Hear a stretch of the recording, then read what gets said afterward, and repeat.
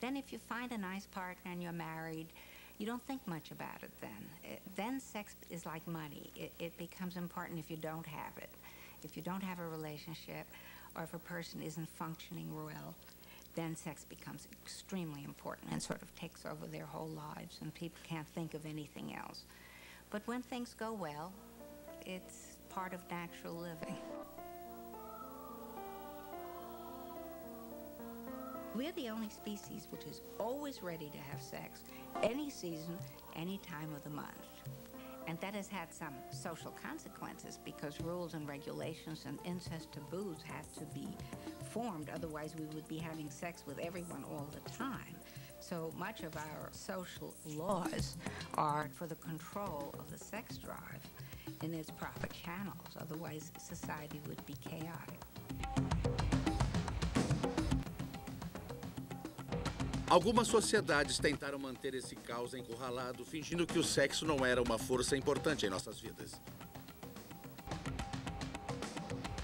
There have been enormous advances in the last 25 years. Before that, the scientific study of sex was impossible, and we were in the dark ages. As we go along, let us study the male anatomy. Most men know less about their own bodies than they do about their automobiles.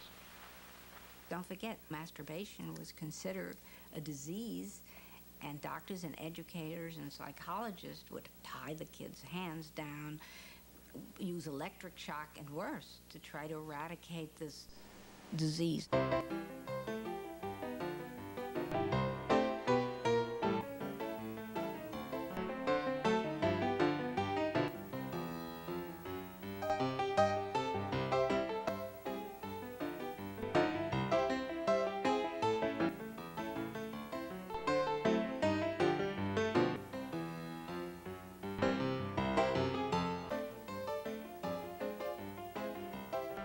Em 1959, metade dos estudantes de 5 escolas médicas do estado da Pensilvânia acreditavam que a masturbação levava à loucura.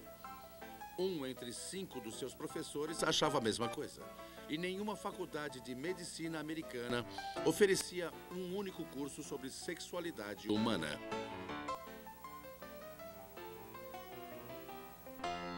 We're totally in a different place.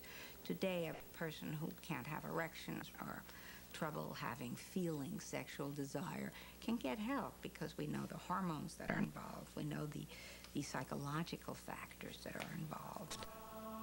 Talvez a maior surpresa das pesquisas mais recentes tenha sido a influência que os genes e a química exercem em todos os aspectos do nosso comportamento. A procura agora é pelos fatores biológicos envolvidos na preferência sexual.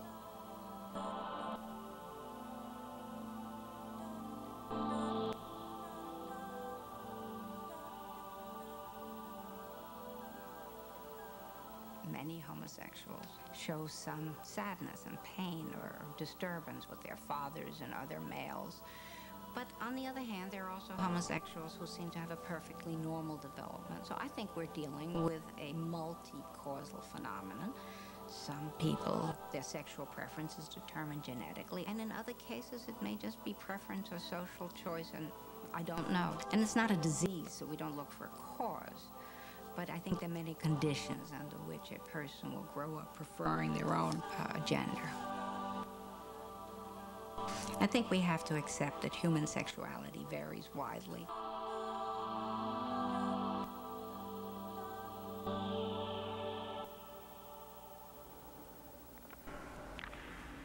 No jogo da vida, as probabilidades são terríveis. Especialmente se você é uma célula sexual humana.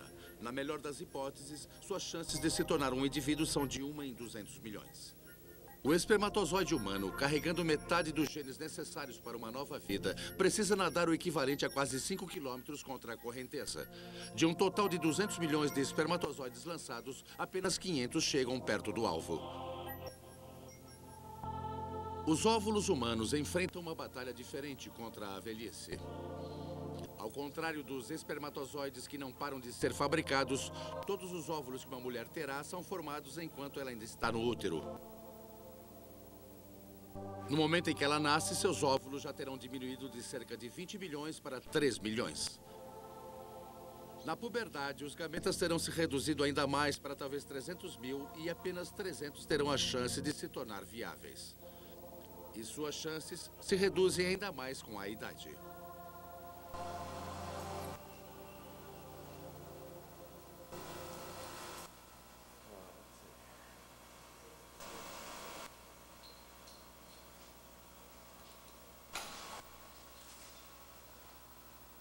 Para aumentar as chances, pesquisadores desenvolveram técnicas que permitem que um óvulo seja fertilizado fora do útero. Desde 1978, milhares de crianças foram concebidas em finas lâminas de vidro. São os bebês de proveta. Os óvulos podem ser estimulados artificialmente para se desenvolver e então extraídos para a fertilização. Os espermatozoides também podem ser manipulados. Here we have a sample of sperm underneath the microscope that the TV camera is focusing on. We're evaluating the various patterns of motion. For instance, we're looking at evidence of progressive motility. We see this sperm moving progressively from the top to the bottom of the screen. And this would be a normal pattern of sperm motion.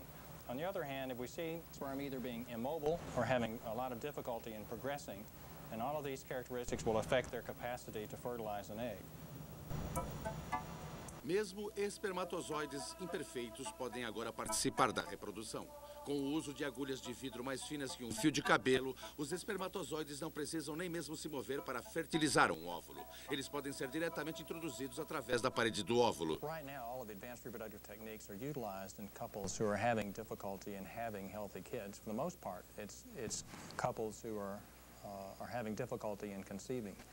And in a more specialized area, there are those couples who have had who are carriers of genetic disease, in which we have the opportunity to diagnose that genetic disease at the embryo level, and so that we can apply techniques to try to increase the chance of these couples having a healthy infant. A tecnologia reprodutiva tem realizado o sonho de muita gente. Dezenas de milhares de crianças no mundo inteiro só existem por causa das técnicas de concepção assistida. Entre elas estão as 1.300 que foram concebidas com a ajuda do Instituto Jones de Medicina Reprodutiva em Norfolk, nos Estados Unidos. Mas será que isso significa que estamos entrando em um novo mundo onde os bebês serão produzidos por encomenda numa linha de produção de um laboratório?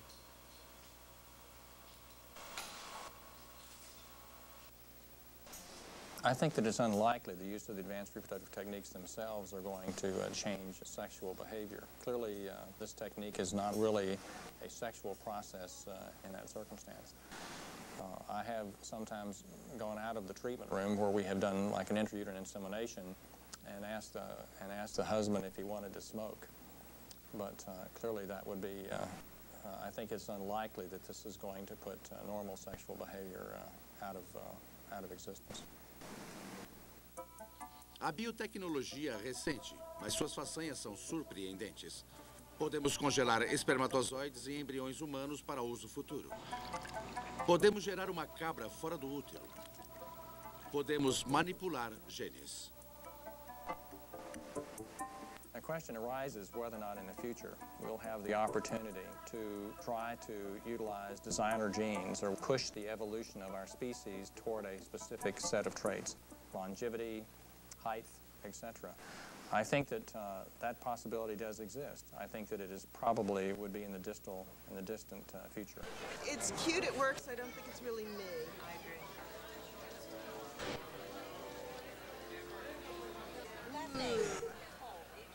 O futuro do sexo tem sido uma preocupação dos escritores de ficção científica e seus fãs, como estes na convenção Balticon de Baltimore. However you like, that's fine. That's actually very good. Hold it. 1, 2, 3. Hold it. Don't move. I think that probably there will be more people who are of indeterminate gender or ambiguous or several different genders. Actually, I'm a Borg. I'm an asexual being that was assimilated into a sort of a hive mentality or a collective mentality. So male and female don't matter. I suppose for folks that really want to have safe sex, more people by themselves electronically, cyber, whatever, or virtual reality things are certainly, I do think those will be appropriate and not looked down upon in the future. Virtual sex is what most of us have when we don't have a partner.